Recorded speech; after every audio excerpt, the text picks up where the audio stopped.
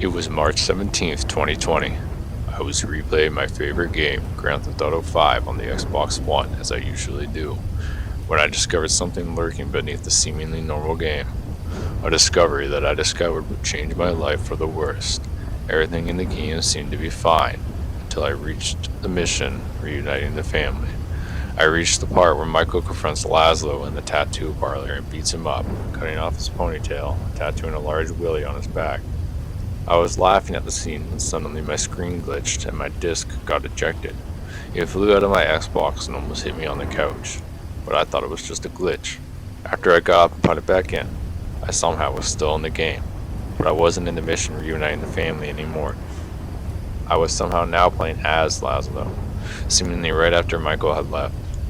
It wouldn't let me switch characters or even close the game, so I decided to go to the one mission marker on the map, which was at the ammunition by the strip club. I went in and it told me to buy a machete, but Laszlo only had $12 in his bank account, which made his character model have a sad expression.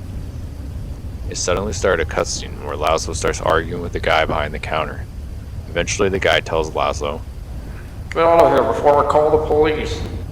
in a strange voice that sounds like it was recorded in a warehouse. But Laszlo doesn't listen, and instead he jumps over the counter and strangles the guy to death. It wasn't like any other death in the game, it was way too realistic.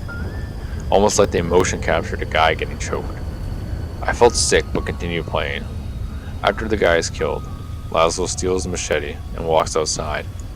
It's 3:56 a.m. and it starts pouring rain.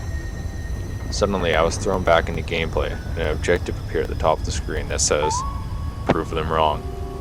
I had to go to Michael's house and kill everyone. I tried to just unplug my Xbox since I couldn't quit the game, but the cord was too hot to touch, and the game refused to eject. I decided to just finish the mission to see what happens. I broke into Michael's house and went upstairs to see everyone sleeping. I decided to start with Jimmy, because I didn't really like him. I started attacking his body with a machete, and almost threw up. He started to actually get chopped up. This was unlike anything in GTA. You could hear his skin being cut and everything. Jimmy screamed and cried. I started to actually cry out of shock and fear. After one final blow of the head, Jimmy died. I tried to let go of the controller, but I just couldn't. My body kept playing the game like I was possessed, but I thought it was just a glitch. I made quick work of Amanda and Tracy.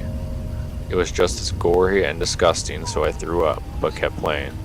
I searched the whole house for Michael, but couldn't find him, until suddenly his car pulled into the driveway. I was pulled into a stealth segment where I had to escape the house without him finding me. I tried the best I could, but as I was about to leave through the kitchen door, I slipped on some of the really realistic crimson liquid that was dripping from the machete. It alerted Michael, and he ran over to me at inhuman speed. He was only wearing underwear, and his mouth was wide open. At the last second, I was able to straight up decapitate Michael.